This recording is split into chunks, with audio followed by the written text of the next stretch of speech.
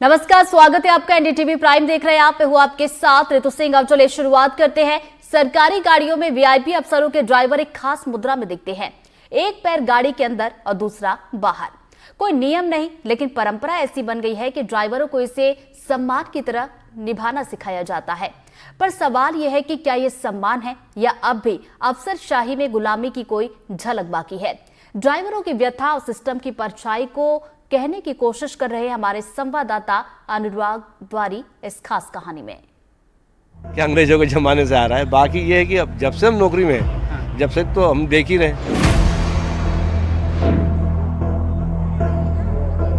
ये अंग्रेजों ने व्यवस्था बनाई है तो उसे आज से ही बंद करना चाहिए। मैं कहता हूँ अंग्रेज चले गए, आपने उनकी परंपराओं को क्यों देश में अपनाए रखा? तो ये हमारा प्रोटोकॉल का नियम रहता है कि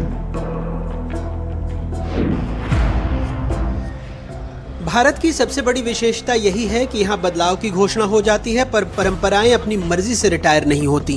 अब देखिए ना, लाल बत्ती हटाने का ऐलान हुआ तो माननीय हूटर ले आए। हमने कई बार बताया, मुख्यमंत्री तक ने चिताया, लेकिन मजाल है कि हूटर हिल जाए।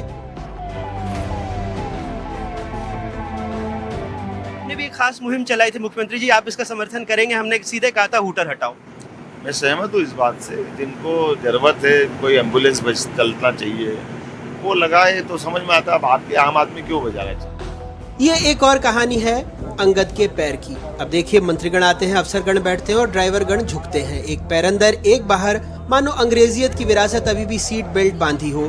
ड्राइवर का ये एक पैर अंदर और एक बाहर रखना ना योगासन है ना हठ योग, ये सत्ता के चरणों में समर्पणासन है, जिसकी ट्रेनिंग अफसरों की तिरछी मुस्कान से शुरू होती है और नजरअंदाज किए जाने से पूरी।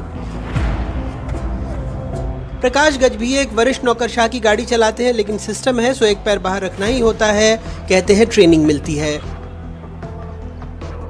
अच्छा जी, सीनियर अधिकारी है, हम लोग छोटे कर्मचारी है, तो बड़े अधिकारी का एक रिस्पेक्ट होता है, तो इसलिए एक पैर नीचे रखते हैं। गाड़ी खड़ी होती है जब नीचे पैर रखना होता है, चलती गाड़ी में थोड़ी रखना होता है। हाँ, ट्रेनिंग होती है, प्रशासन एकेडमी के अंदर बाकायदा ट्रेनिंग होती है, नियम कानून बताए जाते हैं, अधिकारी का कैसे रिस्पेक्ट करना है और गाड़ी कैसे चलाना है, सड़क पे कैसे चलना है, पब्लिक से कैसी बातें करना है और आम पब्लिक से कैसी बातें करना है, इस बात की ट्रेनिंग होती है। अंग्रेजों का टाइम तो नहीं मालूम हमें कि अंग्रेजों के ज़माने से आ रहा है। बाकी ये है कि अब जब से हम नौकरी में हैं, जब से तो हम देख ही रहे हैं कि बड़े बुजुर्ग हमारे जो बड़े हमारे रिस्पेक्ट करते थे अधिकारियों का, तो रिस्पेक्ट करना तो स्वभाव बनता भी है उसे। फिर गौर से देखिए, जब कोई आईएएस या माननीय गाड़ी में बैठने लगे तो ड्राइवर की मुद्रा पर ध्यान दीजिएगा। एक पैर अंदर एक बाहर, मानो शरीर हिंदुस्तान में हो और आत्मा अभी भी ईस्ट इंडिया कंपनी की फाइल में अटकी पड़ी है। हमारे देश में ड्राइवर सिर्फ गाड़ी नहीं चलाते, वो अफसर की सत्ता, मंत्री की महिमा और सिस्टम की गुलामी, तीनों के बोझ तले एक्सेलरेटर दबाते हैं और सीट से उठकर आत्मसम्मान पार्किंग में छोड़ आते हैं। अब इसे आप सम्मान कहें या गुलामी का गारंटी कार्ड, ये ड्राइवर तय नहीं करता, ये तय करता है वो सिस्टम जो आजादी के 75 साल बाद भी परंपरा में क्लच फंसा बैठा है।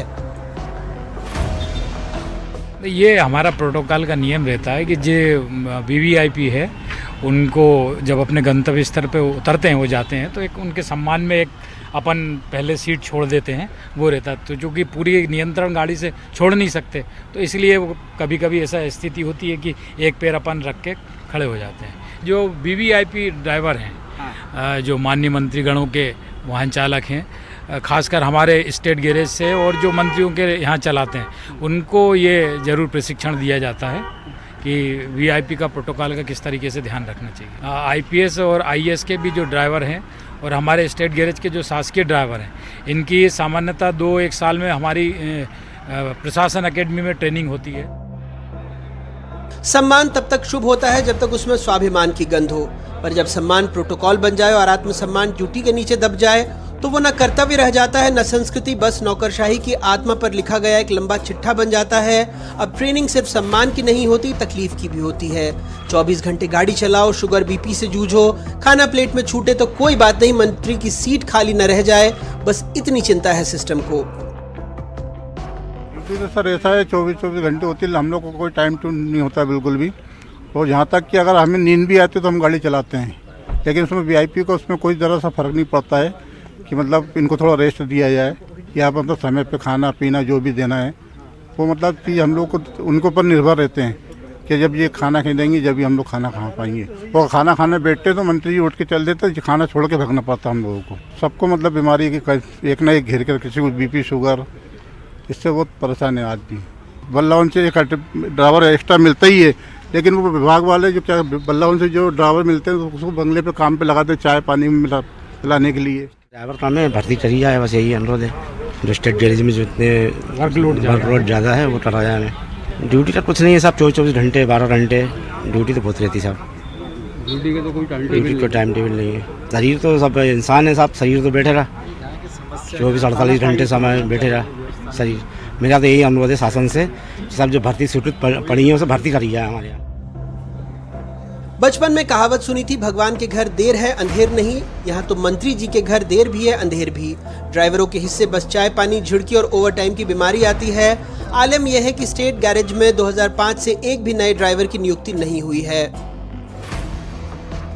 क्योंकि वीवीआईपी मूवमेंट हमारा बहुत ज़्यादा होता है और माननीय मंत्रीगणों को प्रदेश के चहुमुखी विकास में निरंतर यात्राएं करना पड़ती है। उसी में हमारा वाहन चालक भी दिन रात उनके साथ लगा रहता है और यात्राएं करता है। तो स्टेट गैरेज में सन 2005 से एक भी पद की नियुक्ति भर्ती नहीं हुई है। हर मंत्रीगणों के यहाँ 2 वाहन चालक सरकारी होना ही चाहिए, जो पूर्णतः दक्ष वाहन चालक हो, प्रशिक्षित वाहन चालक हो। हमारे यहाँ 47 पद खाली हैं स्टेट गैरेज से। मध्य प्रदेश में ड्राइवर मंत्री को उनके गंतव्य तक पहुंचाते हैं, फिर खुद को अस्पताल छोड़कर आते हैं, बीपी शुगर हड्डी पसली का गठबंधन लेकर। पर अफसर का ऐसा सम्मान कि ड्राइवर को ब्रेक तक मारने का हक नहीं। ऐसे में सत्ता और विपक्ष दोनों का कम से कम बयान में कहना है कि ये व्यवस्था गलत है।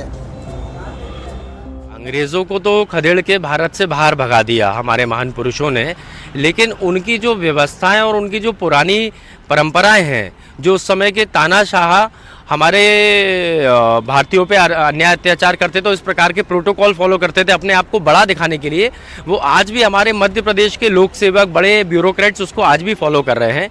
ड्राइवर एक पैर, जब तक ब्यूरोक्रेट बाहर ना आ जाए गाड़ी से, तब तक ड्राइवर एक पैर बाहर रखकर खड़ा रहता है और दूसरा पैर गाड़ी के अंदर रखा रहता है। मैं कहता हूँ अंग्रेज चले गए, आपने उनकी परंपराओं को क्यों देश में अपनाए रखा? क्या ऐसे ड्राइविंग के मापदंड कि ड्राइवर अगर एक पैर बाहर रखेगा एक पैर अंदर रखेगा, क्या ये सुरक्षित है? इस परंपरा को बंद किया जाना चाहिए। देखिए, माननीय प्रधानमंत्री श्री नरेंद्र मोदी जी ने पूरे देश से आह्वान किया है और कई सारे कदम भी इस दिशा में बढ़ाए हैं कि गुलामी के सारे चिन्ह मिटाना है। तो जो हमारी गुलामी का काल है और गुलामी के जितने चिन्ह हैं उसको हम क्रमशः मिटा रहे हैं। ड्राइवर भी उतना ही सम्मानजनक है जितना अधिकारी, केवल उसके दायित्वों का अंतर है। इसलिए अगर गुलामी की कोई प्रथा है तो उसको अधिकारियों को स्वयं छोड़ देना चाहिए। जो अधिकार अंग्रेज सरकार ने कलेक्टर्स को और आदि अधिकारियों को दिए थे कि अंग्रेजों ने भी व्यवस्था बनाई है, तो उसे आज से ही बंद करना चाहिए। गुलामी के प्रतीक वही नहीं होते जो इमारतों में दिखे, कभी कभी वो आदतों में बस जाते हैं। एक समाज की परिपक्वता इसी में है कि वो आदतों का मूल्यांकन करे और सम्मान को आत्मसम्मान में बदले। तो अगली बार जब कोई अफसर गाड़ी में बैठे और ड्राइवर एक पैर अंदर एक बाहर खड़ा दिखे तो सोचिएगा ये सिर्फ मुद्रा नहीं, ये लोकतंत्र की चाल है जो बार बार फिसलती है, क्योंकि सिस्टम आज भी क्लच और ब्रेक में फर्क नहीं समझ पाया है। ये मुद्रा आपको अजीब लगे तो हंसिएगा मत, यही हमारे लोकतंत्र की ड्राइविंग पोजीशन है, क्योंकि जब तक अफसर गाड़ी में न बैठ जाएं हमारे लोकतंत्र के सम्मान का इंजन स्टार्ट नहीं होता। तो आइए, कैमरा उठाइए, गाड़ी में बैठिए, लेकिन हाँ एक पैर बाहर ही रखिएगा क्योंकि अफसर नाराज ना हो जाएं। मैं इस वक्त गाड़ी नहीं चला रहा हूँ, सिर्फ संविधान की रीढ़ को संभाले हूँ, क्योंकि जब तक अफसर गाड़ी में न बैठ जाएं वैसे भी हमारा लोकतंत्र एक पैर पर ही खड़ा रहता है। भोपाल से अपने कैमरा सहयोगी रिजवान खान के साथ अनुराग द्वारी, एनडीटीवी। मध्य प्रदेश विधानसभा के मॉनसून सत्र का 5वां दिन हंगामेदार रहा। विपक्ष ने मंत्री विजय शाह के खिलाफ मोर्चा खोलते हुए सदन में जमकर नारेबाजी की। हंगामे के बीच दोपहर में स्पीकर नरेंद्र सिंह तोमर ने कार्यवाही को 4 अगस्त तक के लिए स्थगित कर दिया।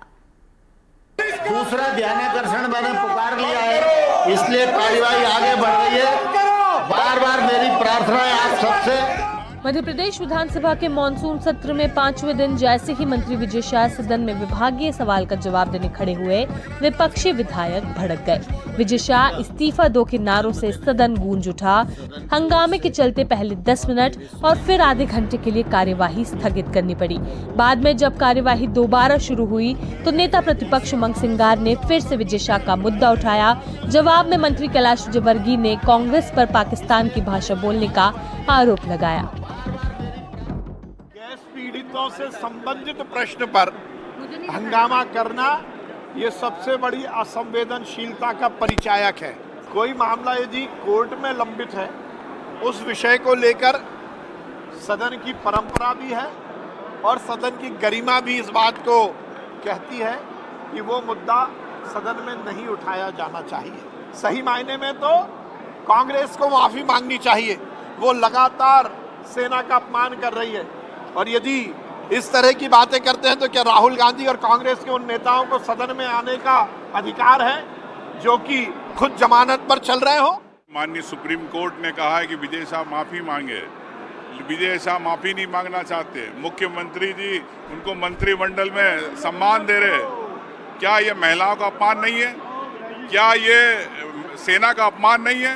ध्यान भटकाने की संसदीय मंत्री बात करने लगे आदिवासियों की। तो मैं ये कहना चाहता हूँ कि आपको 8 दिन पहले से हमने स्थगन प्रस्ताव दे रखा। वन अधिकार पट्टों को लेके जंगलों से आदिवासियों को बाहर निकाला जा रहा। क्यों नहीं सरकार बात करना चाहती सदन में? झूठी बात करने वाले लोग विजय शाह आज ही दिखे ना, धूमकेतु की तरह आए, धूमकेतु की तरह गायब भी हो गए। विजय शाह वैसे सदन से लेकर अदालत तक घिरे हुए हैं। सुप्रीम कोर्ट भी विजय शाह की ऑनलाइन माफी से संतुष्ट नहीं है। कोर्ट ने उनसे पिछली सुनवाई में पूछा है सार्वजनिक माफी कहां है। 19 मई को कोर्ट के आदेश पर 3 सदस्यीय एसआईटी बनी जिसने 20 मई से जांच शुरू की। 125 से ज्यादा लोगों के बयान दर्ज हुए। अब 13 अगस्त को एसआईटी कोर्ट में जवाब देगी। अध्यक्ष नरेंद्र सिंह तोमर ने कई बार इस मुद्दे को संभालने की कोशिश की और यह भी आग्रह किया कि वे लोग गरिमा बनाए रखें, लेकिन पहले कांग्रेसियों ने मुद्दा उठाया, फिर आसंदी का घेराव किया। आधे घंटे के लिए विधानसभा स्थगित हुई, पुनः विधानसभा की कार्यवाही शुरू हुई, लेकिन उसके बावजूद ये मुद्दा गरमाता रहा। मांग चलती रही विजय शाह के इस्तीफे की, जिसके चलते अब 4 अगस्त तक कार्यवाही स्थगित कर दी गई है। कैमरामैन अभिषेक सिंह ठाकुर के साथ निहारिका शर्मा, एनडीटीवी भोपाल। झालावाड़ स्कूल हादसे के बाद लगातार स्कूलों की सुरक्षा पर सवाल उठ रहे हैं, लेकिन कई स्कूलों में आज भी बच्चे जर्जर स्कूलों में पढ़ने के लिए मजबूर हैं। स्कूलों में लगातार हादसों का डर बना रहता है, लेकिन वैकल्पिक व्यवस्था नहीं होने की वजह से इन्हीं जर्जर स्कूलों में क्लास चलाई जा रही है। ये रिपोर्ट आपको दिखाते हैं।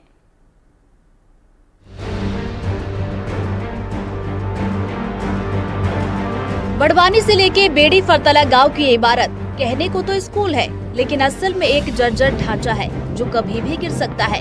इसी एक कमरे में प्राइमरी स्कूल, मिडिल स्कूल और आंगनबाड़ी तीनों चलाए जा रहे हैं।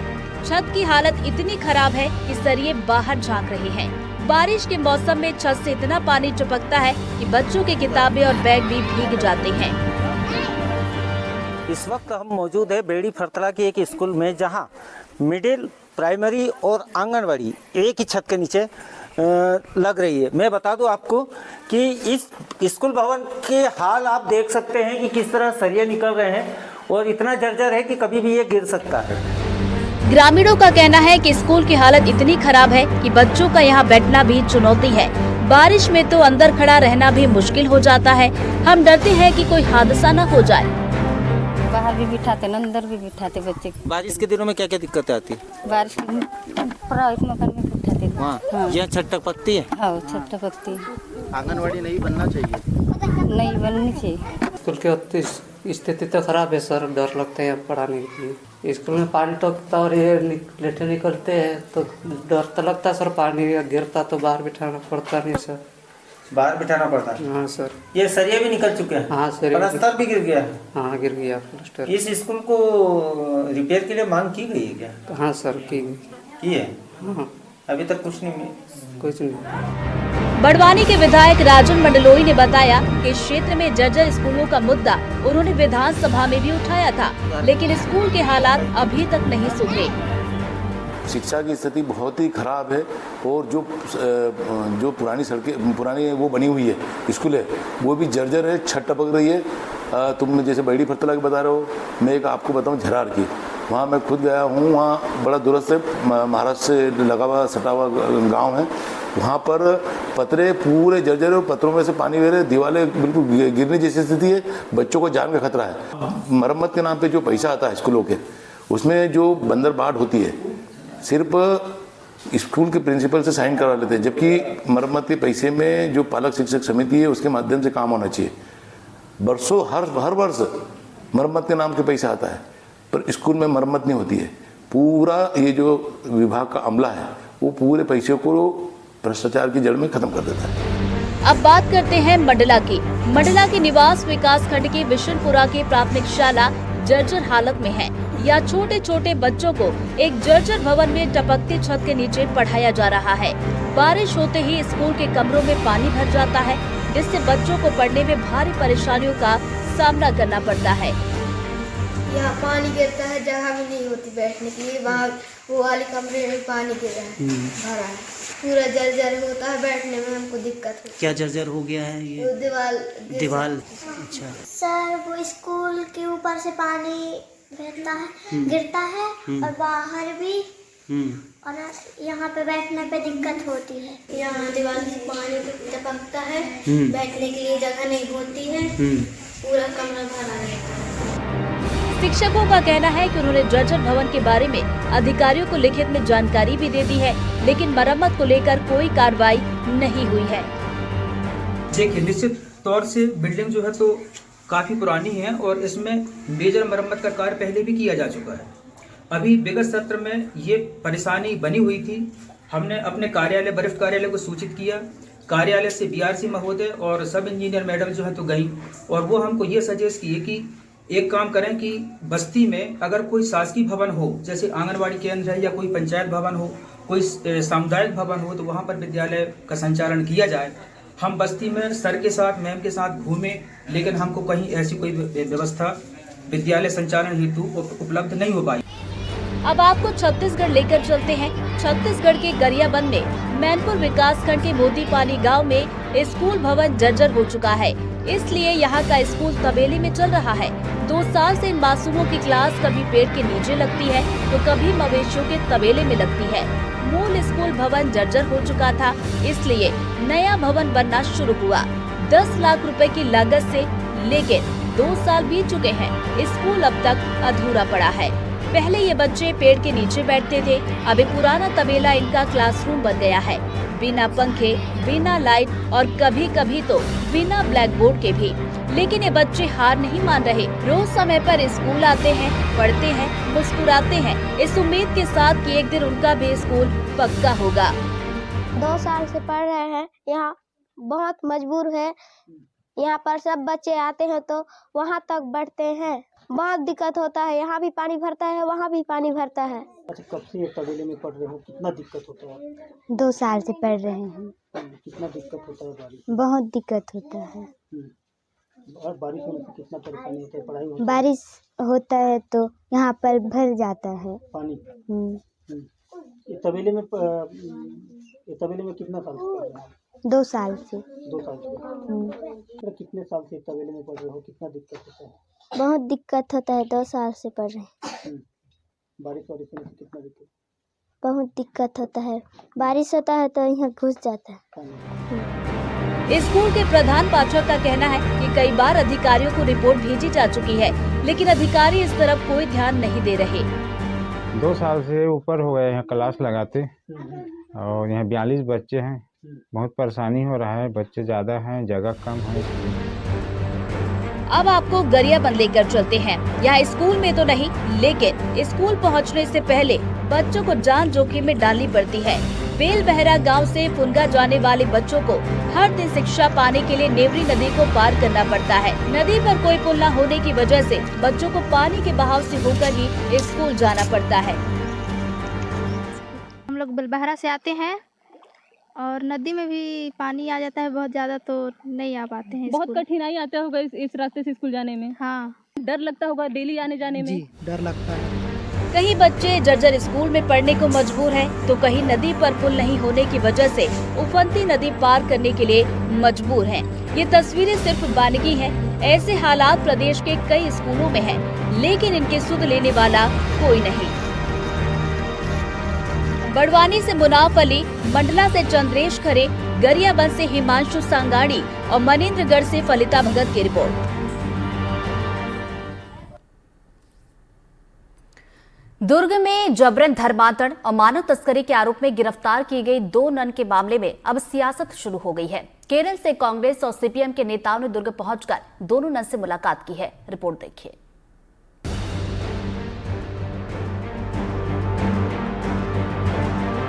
दुर्ग में धर्मांतरण और मानव तस्करी के आरोप में जेल में बंद दोनों नन को एनआईए कोर्ट से झटका लगा है। एनआईए कोर्ट ने दोनों को जमानत नहीं दी है और सुनवाई के बाद फैसला शनिवार तक के लिए सुरक्षित रखा है। कहीं न कहीं इस मामले को टेम्पर्ड और उसको प्रलोभित किए जाने का पूरा प्रयास किया जा रहा है, और ये कोई 1 या 2 नन के द्वारा नहीं, बल्कि एक पूरे गिरोह के द्वारा ये सब चीजें की जा रही है, जिस पर हमारा ऑब्जेक्शन था और उसी चीज के लिए हमने दिया है। माननीय न्यायालय के समक्ष अपना ऑब्जेक्शन दर्ज कराया है। उसको माननीय न्यायालय ने ऑर्डर को कल के लिए रिजर्व रखा। इधर मामले में बवाल थमने का नाम नहीं ले रहा। विपक्ष के नेताओं का केरल से छत्तीसगढ़ पहुंचकर दोनों नन से मुलाकात करने का सिलसिला भी जारी है। शुक्रवार को सीपीएम महिला अध्यक्ष पीके श्रीमती ने जेल में बंद वंदना और मैरी से मुलाकात की और कहा कि छत्तीसगढ़ सरकार दोनों नन को जल्द से जल्द रिहा करे। हमको नहीं मालूम इस तरह, हमको एक ही बात हम कहना चाहती हूँ, दैट जल्दी से जल्दी हमारा सिस्टर्स रिलीज करना, that is the Chhattisgarh government should take decision. CPM के अलावा केरल कांग्रेस के 5 सांसदों कोडी कुनिल सुरेश, एंटो एंटनी, डीन कुरियाकोस, राजमोहन उन्नीनाथन और हिबी एडन ने भी जेल पहुंचकर दोनों नन से मुलाकात की है। कांग्रेस के सांसद हिबी जॉर्ज एडन ने आरोप लगाया कि पुलिस ने बजरंग दल के दबाव में आकर दोनों नन पर गलत केस दर्ज किया। ये जो पूरा घटना है 25 जुलाई से लेकर कामकाज के लिए आगरा जाने का पेरेंट्स के पूरे सहयोग से ये लोग जा रहे थे। पुलिस केस भी करना नहीं चाहता था। जितना प्रेशर बजरंग दल ने पॉलिटिकली दबाव डाला है, वो दबाव के अनुसार पुलिस ने केस दर्ज किया था। तो यहाँ ना कोई ह्यूमन ट्रैफिकिंग हुआ है, ना कोई कन्वर्शन हुआ। सिर्फ कांग्रेस और सीपीएम ही नहीं, केरल बीजेपी के नेता भी गिरफ्तार की गई नन से मुलाकात करने के लिए जेल पहुंचे। केरल बीजेपी के उपाध्यक्ष शॉन जॉर्ज ने कहा कि दोनों नन केरल की है और दोनों का हालचाल जानना मेरी जिम्मेदारी है। शॉन जॉर्ज ने कहा कि छत्तीसगढ़ सरकार से मामले की निष्पक्ष जांच की मांग करता हूं। I'm representing Kerala BJP, and also these people are from Kerala. You know, these two nuns are from Kerala, so it's my responsibility to be here and to see them and what will happen here. I have to inquire what will happen here and the legal things. I must ensure whatever happened. I must ensure the inquiry is going on a straight track and a right way. That's it. वही none गिरफ्तारी case में जारी सियासत के बीच CM Vishnudeo Sai का भी बयान सामने आया। छत्तीसगढ़ के नॉन का इशू है, उसको लेकर के गृह मंत्री से भी मिले थे विपक्ष के साथ। कानून अपना काम कर रहा है। नन गिरफ्तारी केस में कथित पीड़िताएं भी सामने आकर बयान दे चुकी हैं कि उन्हें जबरन नहीं ले जाया जा रहा था, लेकिन इस मामले में सियासत थमने का नाम नहीं ले रही। दुर्ग से एनडीटीवी के लिए चंद्रकांत शर्मा की रिपोर्ट।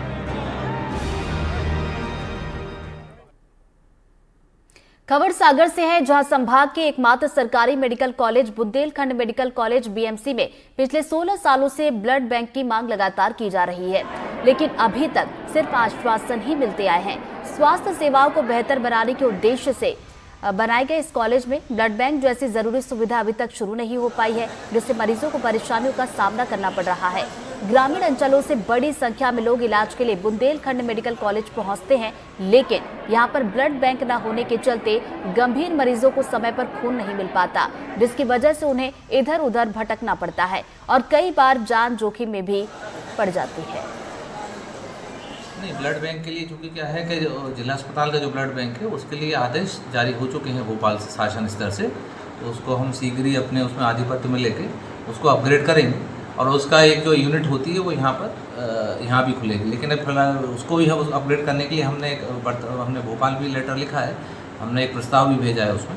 तो जैसे ही वो हो जाता है तो मुझे उम्मीद है कि हम, क्योंकि यहाँ पूरे डिवीज़न की आवश्यकता बहुत ज़्यादा है, उसके हिसाब से ब्लड बैंक उस हिसाब से होना चाहिए कि जिसमें अत्याधुनिक सुविधाएं हों सब, उन सब के लिए हम लोग प्रयास कर रहे हैं और निश्चित तौर पे हम बहुत जल्दी एक उसी ब्लड बैंक को अपग्रेड करके अत्याधुनिक ब्लड बैंक में कन्वर्ट करेंगे। मेडिकल कॉलेज में वैसे तो देखा जाए कई अव्यवस्थाएं हैं, बाकी ब्लड बैंक एक अहम ज़रूरत है। लोगों को बहुत परेशान होना पड़ता है, काफ़ी दूर दूर से लोग आते हैं जिनके लिए ब्लड उपलब्ध नहीं हो पाता है, वो यहाँ वहाँ से जाते हैं। उस पर कालाबाजारी भी बहुत चरम सीमा पर होती है, तो लोगों को काफ़ी परेशानी है। शासन ने करोड़ों की लागत से मेडिकल कॉलेज तो बनाया है, बाकी उसको मेंटेन नहीं किया है। ना उसमें ब्लड बैंक की सुविधा है, ना उसमें साफ सफाई रहती है, कई असुविधाएं हैं उसमें ब्लड बैंक में। सागर संभाग के एकमात्र बुंदेलखंड मेडिकल कॉलेज में इस वक्त हम मौजूद हैं और ये जो मेडिकल कॉलेज है ये 2007 में करोड़ों की लागत से यहाँ के जो शहरवासी हैं या यहाँ के जो